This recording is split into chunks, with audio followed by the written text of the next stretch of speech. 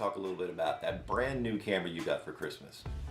If you've gotten a new camera, particularly a new DSLR, one of the fancy Canons or Nikons or even some of the Sony mirrorless cameras, you probably bought it because you wanted to take better pictures. Well, this is why I'm making this video, because I'm going to do a class here in Gallatin very quickly that will help you with that, because quite frankly, well, let's just get into it this way. Let me show you. Okay, so it's called the exposure triangle. This is what you need to learn. This is what you need, can you see me? This is what you need to learn first so you can learn what buttons to use, because there's so many buttons everywhere, you don't need to learn to use all of them in the beginning. What you need to learn is how to use a few of the buttons so that you can manipulate the exposure triangle. It's going to be really brief, but I'm going to go over this more in the class and show you how to do it. Show you how to do it on your camera. ISO, aperture, and shutter speed. ISO. What does ISO do? ISO is like the old film, the ISO 100 or ISO 50 or ISO 400. It used to be called film speed. It's the sensitivity of the camera. And quite frankly, it's the least creative of the bunch. This determines the quality. I set my ISO based on available sunlight so I get the best quality image. Okay, the next setting is called aperture. Aperture, that's one we get real creative with. Aperture is that.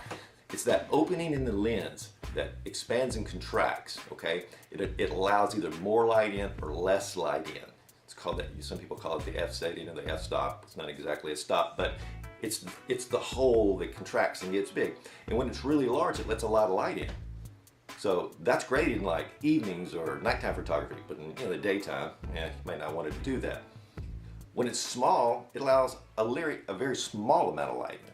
So that's probably not too good at nighttime.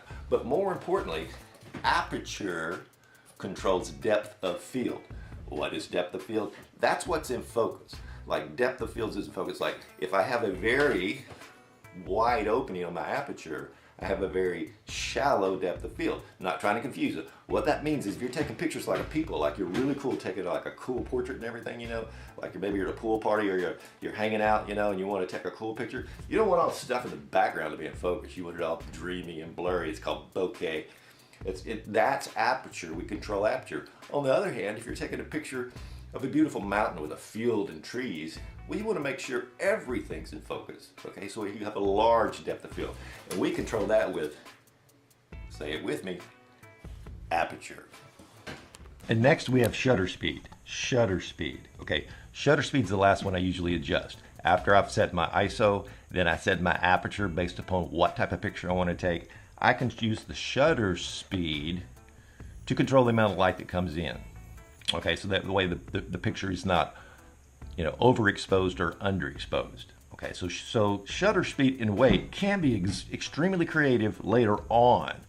But when you first get started, you just want to make sure your shutter speed is fast enough that it freezes the motion so you don't get something blurry. Unless you want something blurry. Do you ever want things blurry? Sure you do. There are times when you're taking a picture of a waterfall and the water's coming over the edge. We want to use a slow shutter speed, put the camera on a tripod so nothing moves, because trees don't move and neither do rocks. And the water's moving, and with that slow shutter speed you get that dreamy, milky, beautiful waterfall effect. And I can show you some examples on that. So anyway, this is how we use shutter speed, aperture, and ISO. We'll go over that in the class. We're gonna have a class, it's a hands-on class. It's $40 a head, like 3 hours. We're gonna do classroom, we'll sit down, I'll show you, bring your camera, show you how to use it. I'll show you how to go out, we'll discuss the exposure triangle, we'll discuss when to use certain things on the exposure triangle. We'll discuss how to do wonderful things such as take a picture with a portraiture with a dreamy background, sunsets. Everyone wants to take sunsets. Night photography. We may even get into light painting if we have time. So, exposure triangle. Get out of auto. Anyway, hit my website up, riversramsey.com. You can see my work. And by the way, did I mention I do professional photography work, videography work, music videos, album covers, CD covers, graduation pictures, weddings, just about anything that's cool. Architectural, product photography, videography, anything. And I'm here in the Sumner County area. Sumner County, let me say it, Sumner County area.